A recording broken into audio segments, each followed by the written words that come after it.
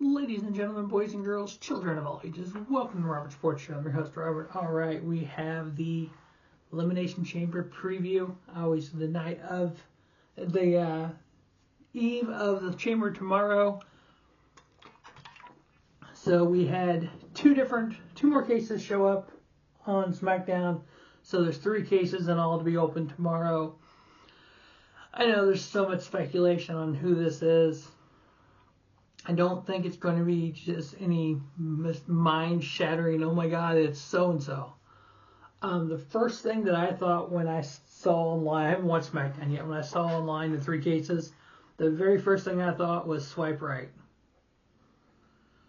Brad Balor, Jackson Drake, Ricky Smokes. First thing I thought was swipe right. Then I thought, no. I know everybody's saying the Shield. No, it's not the Shield. We know it's not the Shield. I could see it being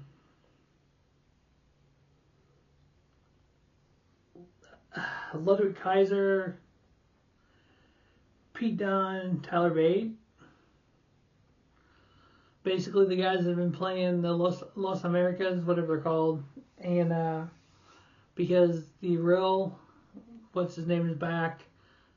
So yeah, I could see that being it as well. Or we can go real random and be Danhausen, Evil, and David Finlay. Which you could have the Finlay thing tie in with Finn Balor from the Bullet Club.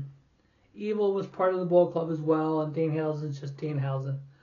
The Danhausen Club, or whatever he was called sometimes. So I could see being one of those 3 options.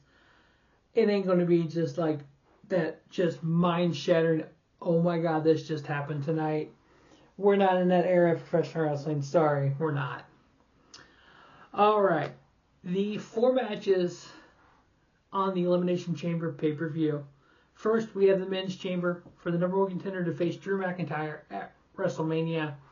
We have Randy Orton, LA Knight, Cody Rhodes, Javon Evans, Trick Williams, and then we found out Jey Uso got taken out, so it's either going to be Jacob Fatu or Logan Paul. Again, I have not seen SmackDown yet, so I do not know. Okay, Logan Paul. I just updated my sheet here. Logan Paul. So we got Logan Paul's in there instead of Jey Uso. I think Logan Paul and Javon Evans can do some high-flying stuff. I don't think either one of them win. Honestly, I think it's going to be between LA Knight and Cody Rhodes. And I'm going to pick Cody Rhodes to win that, to face Drew McIntyre at Mania. I can see Randy. I don't see Logan Paul. Logan Paul and Drew, to me, that's not a WrestleMania main event. Cody would make sense because of the history. And Cody's kind of face, and then Drew's heel, so that kind of ties that in. If Randy could pull it off, I think that would look good. Trick Williams, I think he's too young. Now, I could see Seth Rollins taking out Javon Evans, like that time that Edge took out Kofi and getting in the chamber, or somebody doing something crazy like that and doing that again. Maybe if this is the main event and Punk loses to Balor, Punk takes out Javon Evans and gets in the chamber and wins it and goes on to face Drew, and we have Finn versus Roman. Just spitballing stupid ideas. But I think it's going to be Cody Rhodes. Alright, the Women's Chamber to go on to WrestleMania to face Jade Cargill, Trish Stratus, Rhea Ripley, Alexa Bliss, Asuka, Kiana James, and Raquel Rodriguez. Raquel Rodriguez kind of is an idea because of Jade Cargill, because of the size and stuff. Tiffany Stratton, I could see that, because didn't Tiffany actually lose to Jade? Now that I think about this, let me look that up.